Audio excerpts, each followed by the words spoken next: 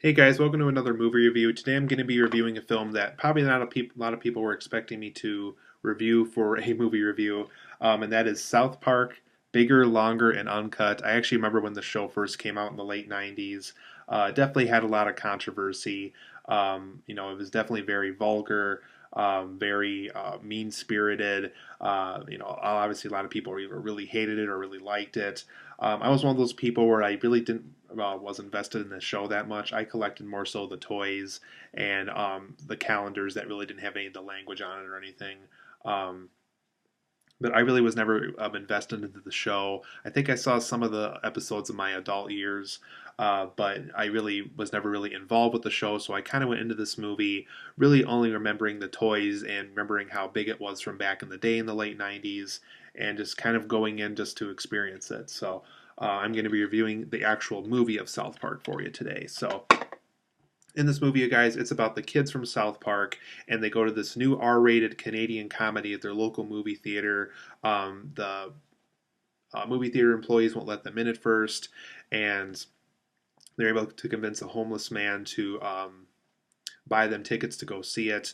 So they see it, and then the parents find out that they went to go see it, and they're using the filthy language from the movie at their school, and the parents are freaking out about this, and they later find out over the course of the movie that Canadians are releasing even more filthy comedies like this, and that they have been releasing more comedies like this in the past. And so basically, they decide to go to war with Canada. They get more people in the U.S. involved with this. They're worrying that these Canadian comedy films are psychologically messing with the children.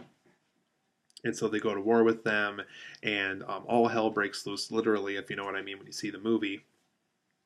And it's up to the South Park kids to undo everything that they did wrong, to basically get the point themselves as well as everybody else that what they saw was just a movie, that some of the stuff that they saw in that movie shouldn't be duplicated, shouldn't be depicted in their own lives, that their own lives are more important than the filthy language that they heard in that Terrence and Phillip movie earlier in this movie. So overall, guys, I thought this movie was all right. Like I said, I really wasn't invested into the show back when this first came out. I know it's still going on TV, I believe. But from open eyes, an open opinion, freshly going into this movie, really not knowing a lot about the show of South Park, I thought it was just all right. I really liked how the film kind of spoke about what the show meant to people back in the day, why it was so controversial, why some people really hated it, why some people really liked it, and I thought it was really ballsy for the time. But I am going to go to my positives and negatives as to why I thought this film was both good and bad in certain ways.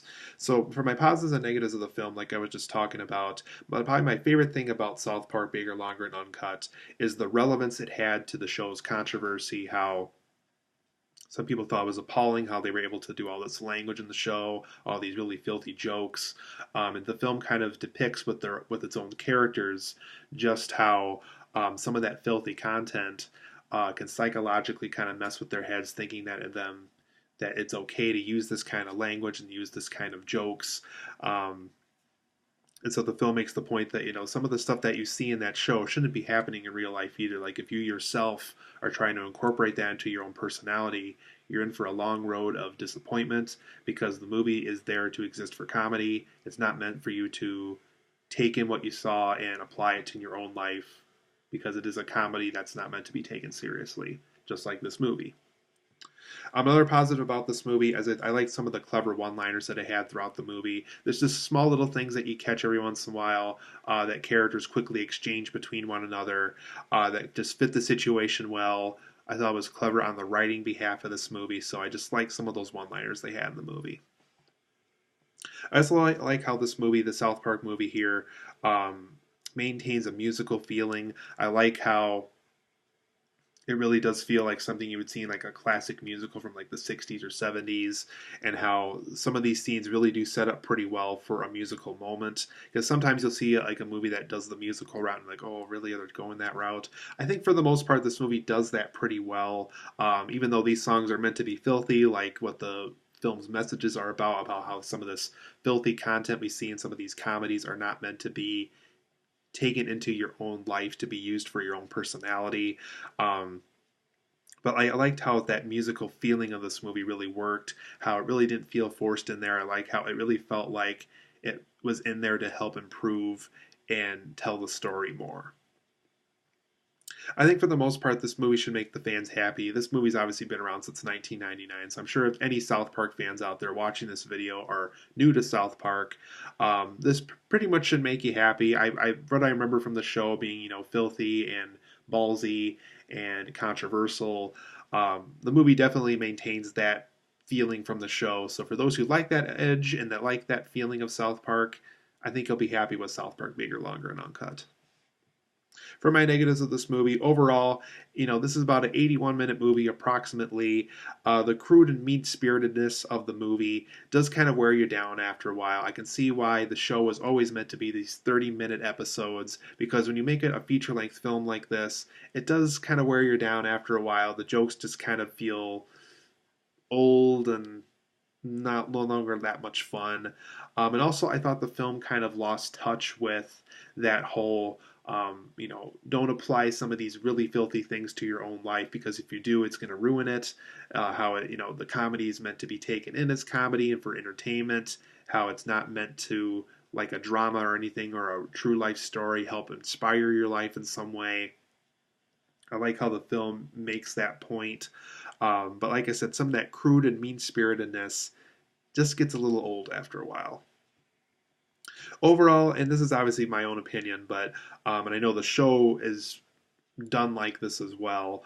I thought some of the animation was overall pretty weak. I understand that they're trying to make this look like a paper cutout school project kind of a feeling. I know the show has always been like that as well. Even though this movie, and I think certain aspects of the show, did use some CGI animation every once in a while to help improve their stories for when they needed it. Overall, it just felt pretty weak. It just felt like the little jumping characters the whole time, and you almost wish that you can have more of a flow for this animation, because some of the animation does look a little jumpy, and I understand that that's what the show was always meant to look like. But to me, the little jumpy paper cutout look got annoying after a while. Overall, this movie too is also pretty inconsistent. Characters that die in the movie just reappear again, and I understand that that was the point, and that when hell broke loose, anybody that was in hell could go back up to reality again. But it just felt a little inconsistent. It felt like it didn't know whether to really go ballsy and to kill off certain characters to really make the story work well. To make the running joke that Kenny gets killed off in every episode, and obviously this movie pokes fun at that as well, that Kenny once again dies and gets resurrected and all that. But there was just certain elements of the story that felt a little inconsistent to me. Would have preferred a more consistent story. I also thought the South Park movie was a little bit too short. And the reason why I bring that up is, not because I completely fell in love with it, but I thought for being 81 minutes, it felt like they were kind of ran out of time to do stuff. It just felt, I had that feeling with this movie. I don't know if they just ran out of money, that the story was just kind of always intended for 81 minutes. It just felt a little short. It felt like it just kind of ran into a story point and be like, okay, we got to end stuff here. And I don't know if they had to do that. And overall, that goes to my next point. I thought the third act of this film was pretty weak. It felt like they were trying to do all this stuff going on at once and try to wrap everything up, add closure to everything that they might have forgot about from way earlier in the movie when it first started. Would have preferred a stronger third act to this movie. But overall, I'm going to give South Park Bigger, Longer, and Uncut a 7 out of 10. If you like the show, if you like the theme about the show's controversy still being relevant, how some of the stuff that people see in the show should not be repeated in our own words in our own life. The clever one-liners were helpful. The musical feeling was fun. Overall, this should make the fans of the show pretty happy. Like I said, I wasn't a huge fan of the show back in the day, but I think if you are a fan of South Park and if you haven't seen the film yet, it's been a long time since this movie came out, but this should make you happy. But that crude mean-spiritedness just got a little old after a while. The animation was pretty weak in my opinion. The story felt a little inconsistent at times. It felt shorter than it needed to be. I think it could have used another 10-15 minutes maybe to really wrap everything up correctly. And overall, that goes to my last point, that the third act felt a little weak in my opinion. So 7 out of 10. If you like South Park, I think you'll like the movie. If you don't like South Park, if you're trying to find something that'll get you into South Park, the movie might not do it for you. But like I said, if you like South Park, or if you want to give a feature-length film about it a chance, It's not horrible, but at the same time, I don't think it's gonna get you into South Park if you're now already invested in it. So, 7 out of 10. It's an okay film.